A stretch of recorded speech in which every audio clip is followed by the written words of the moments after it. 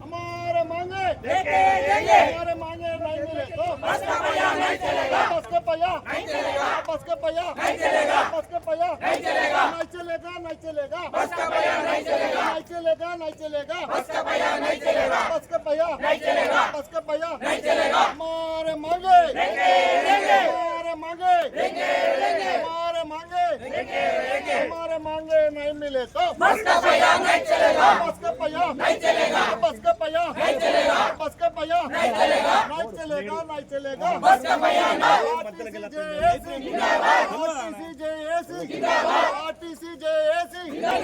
ఆర్టీసీని ప్రభుత్వంలో వెంటనే యూనియన్ల పునరుద్ధరించేలు వెంటనే జేబీఎంలను వెంటనే ఆర్టీసీకి జేబీఎంలను వెంటనే ఆర్టీసీకి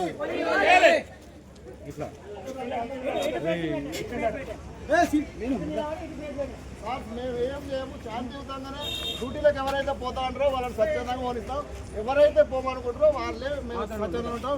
ఇందు లోపల ఎలాంటి యూనియన్ల పాత్ర లేదు, కేవలం స్వచ్ఛందంగా నిలవాలి. దయచేసి నినాదాలు ఇచ్చుకుంటాం, అంతైనా మాటిపో మాది సంస్థ కాబట్టి కొద్దిసేపు స్వచ్ఛందంగా నినాదాలు ఇచ్చుకుంటాం కాబట్టి సహకరించండి. ఇందు లోపల ఎలాంటి వేరే ఉండదు, పూర్తి శాంతిగా చేసుకుని వెళ్తాం కాబట్టి దయచేసి కొద్దిసేపు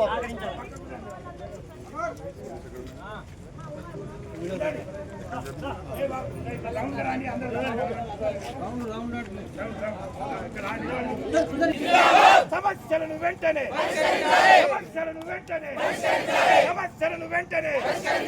ఆర్టీసీలో ప్రభుత్వము ఆర్టీసీని ప్రభుత్వంలో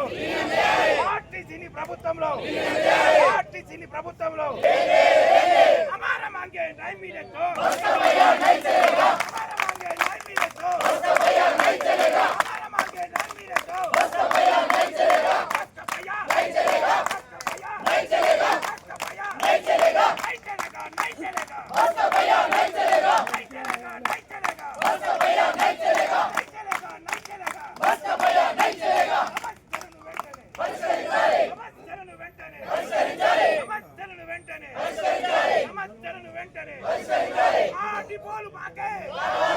నా పేరు సుజాత, కరీంనగర్ వండిపో. మేము కొట్లాడి తెలంగాణ సాధించుకుంటే మా బతుకులు బాగుపడతాయి అనుకుంటే మా బతుకులు బాగుపడడం కోసం మేము పట్టించుకునే నాదురే లేదు. మేము అధికారంలోకి వస్తే మిమ్మల్ని గవర్నమెంట్లో విలీనం చేస్తాము, మేము పీఆర్సీ ఇస్తాము, మీకు యూనియన్లను ఇస్తామన్న కేసు రేవంత్ రెడ్డి గారు ఇప్పుడు 2.5 సంవత్సరాలు గడిచినా కూడా మమ్మల్ని కనీసం పట్టించుకోవడం లేదు, మా గోడు వినడం లేదు. ఇప్పటికైనా దయచేసి మేము గవర్నమెంట్కు వ్యతిరేకం కాదు, మేము సమ్మెలో పాల్గొనేటట్టు చేసింది మీరే. ఎందుకంటే నిన్న మాకు చర్చలకు పిలిచారు, కానీ దాంట్లో ఒక్క డిమాండ్ కూడా మమ్మల్ని నెరవేర్చడానికి మాకు సపోర్ట్ ఇవ్వలేదు. మీరు 4 వారాల గడువు ఇచ్చారు, మాకు 4 వారాల అవసరం లేదు. గత 2.5 సంవత్సరాల నుంచి మేము వెయిట్ చేస్తున్నాము.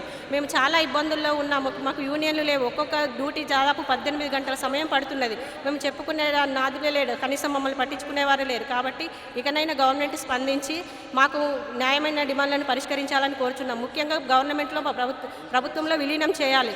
మేము 2.5 సంవత్సరాల నుంచి ఎదురు చూస్తున్నాము, అసలు మమ్మల్ని పట్టించుకోవడం లేదు.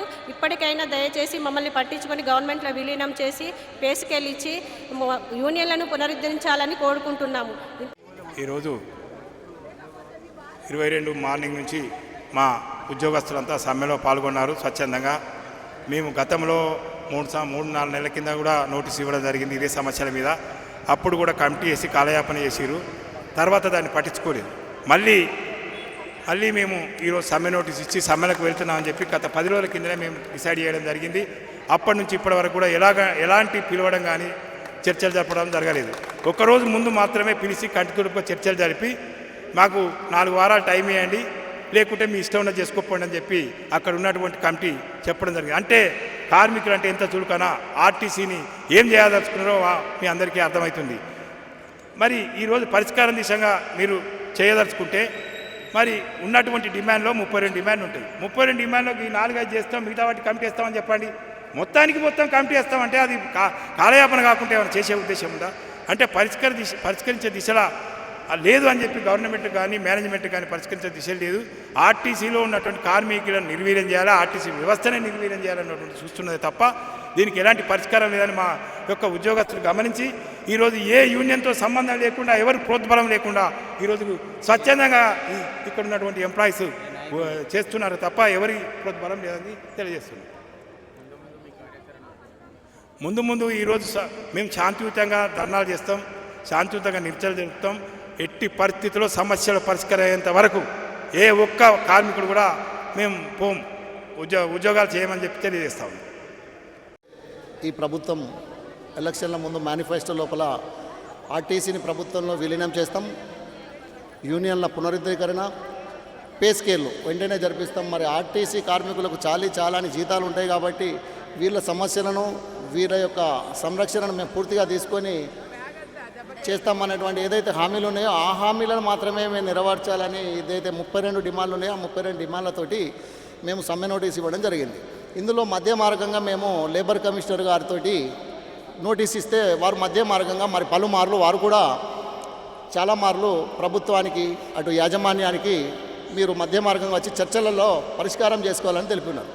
అయినప్పటికీ కూడా యాజమాన్యం పూర్తి మొండి వైఖరితో ఉండి పలుమార్లు వారు ఈ సమావేశానికి హాజరు కాలేదు. అయినప్పటికీ మేము సమ్మెను స్ట్రైక్ నోటీస్ ఇస్తాము అని చెప్పినప్పుడు కూడా ప్రభుత్వం మరి పూర్తి మొండిగా ఉండి అసలు యూనియన్లే లేవు, యూనియన్లను ఎందుకు పిలవాలనే పట్టుదలతోటి వాళ్ళు మొండిగా ఉండి మరి సమస్యల పరిష్కారం దిశగా ఏమాత్రం చొరవ చూపెట్టినందున మాకు తప్పనిసరి పరిస్థితి లోపల ఈ సమ్మెకు పోవడం జరిగింది. ఈ సమ్మెను వెంటనే ప్రభుత్వం మన ప్రయాణికుల దృష్ట్యా, మా యొక్క కార్మిక శ్రేయస్సు దృష్ట్యా మరి వెంటనే పట్టుదలతోటి మరి వీటిని చొరవ తీసుకొని మధ్య మార్గం ఇంకెవరైనా పెట్టుకొని ఈ స్ట్రైకును వెంటనే విరమింపజేసేలా తగు చర్యలు తీసుకోవాలని మేము కోరుతున్నాం. మాకు సమ్మె చేయాలని మాకేమో ఇంట్రెస్ట్ లేదు. కేవలం మా యొక్క కడుపు కోత తోటి మేము కార్మికులుగా మేము దిగి చేస్తున్న సమ్మె తప్ప ఇందులోపల ఎలాంటి యూనియన్ల పాత్ర లేదు. జేఏసీగానే మేము చేస్తున్నాం. ఒక్కటే సార్ మీ ప్రభుత్వం విన్నపించేది, మమ్మల్ని ఫస్ట్ ప్రభుత్వం విలీనం చేయండి, ఒకటి మా ఆస్తులు కాపాడండి, మాకు ఒకటే మా పని భారం పెరుగుతుంది, మా జీతభత్యాలు సరిపోతలేవని మేము మనవించుకుంటున్నాం. ఒకటి మాకు డిపోలో ఒత్తిడి పని భారం పెరుగుతుంది. దయచేసి ఒక్కటేందంటే మీ ప్రభుత్వానికి చెప్పేది ఒక్కటే మనం ప్రార్థిస్తున్నాం, దయచేసి మమ్మల్ని కాపాడండి కార్మికులనే ప్రార్థిస్తున్నాం అండి. అంతకన్నా మించి మాకు కోరికలు ఏమి లేవండి. ఫస్ట్ ఆఫ్ ఆల్ మమ్మల్ని ప్రభుత్వంలో విలీనం చేయాలని కోరిక అంతే. ఫస్ట్ ఆఫ్ ఆల్ మా యూనియన్ మాకు పెట్టండి. యూనియన్ ఎందుకంటే చిన్న 100 మంది పనిచేసే ఒక సంఘం ఉంటుంది. మాకు అలాంటి ఏం లేదు. మీ ఇంతమంది పనిచేసే ఒక సంఘం లేదు. మాకు ఇలాంటి ఏం లేదా. మేము మాకు సమస్య ఎవరికి చెప్పుకోవాలి, ఎవరికి ఏం చెప్పుకోవాలి, మాకు ఏమైనా సమస్య వస్తే ఎవరికి చెప్పుకోవాలి, ఎవ్వరు లేరు. ఎవరు చెప్పినా ఎవరు వినటో లేరు. దయచేసి ఒకటే ప్రభుత్వం కోరేది, మమ్మల్ని దయచేసి ప్రభుత్వం విలీనం చేయండి, మమ్మల్ని కాపాడండి. అంతకన్నా మించి మాకు వేరే కోరికలు లేవండి. అది మా యొక్క మనవి.